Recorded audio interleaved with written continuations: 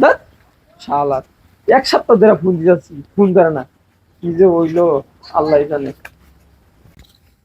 জান, আমাদের রিলেশনের তো অনেক দিন হয়ে গেল, চলো বিয়ে করে রাশিয়ান চলে যাই। আরে কি বলো, আর কয়েকদিন পরে বিয়ে করি।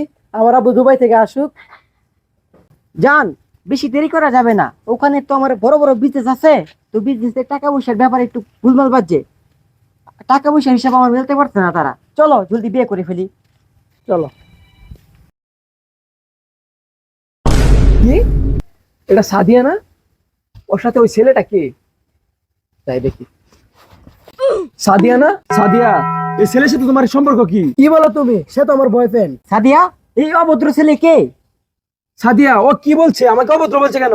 সাদিয়া, তুমি না আমারে বলছিলা আমরা দুজন বাঁচলে একসাথে বাঁচবো, আর মরলে আমরা দুজন একসাথে মরবো। তুমি এখনই আমার সাথে পোল্টি নিয়ে নিলা সাদিয়া। হ্যাঁ বলছিলাম তো, সময় তো পরিবর্তন হয়। এখন তোমার আমার ভালো লাগে না, যাও তুমি দূরে যাও। আসো। দাঁড়াও সাদিয়া। এই ছেলে এদিকে আয়।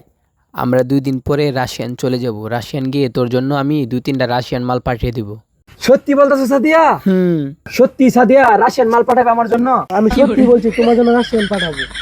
ছোটা তেরে মেয়া পাপা।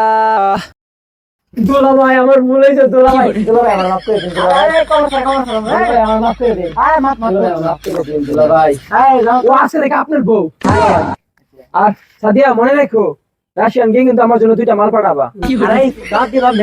আচ্ছা দোলা ভাই, ঠিক আছে। দোলা ভাই, আমার মনে রাখেন। দোলা ভাই, আচ্ছা দোলা ভাই, ভালো থাকেন। হ্যাঁ, বাকিটা থাকলে কুত্তাই বুঝি না। চলো তো, তোমার লোক। যাই হোক, সাদিয়া থাকতো গ্রামে, সাদিয়া কি মাল, সাদিয়া দিয়া দিছি অন্য কারো হাতে। তখন সাদিয়া রাশিয়ান যাবো তার জামাইয়ের সাথে।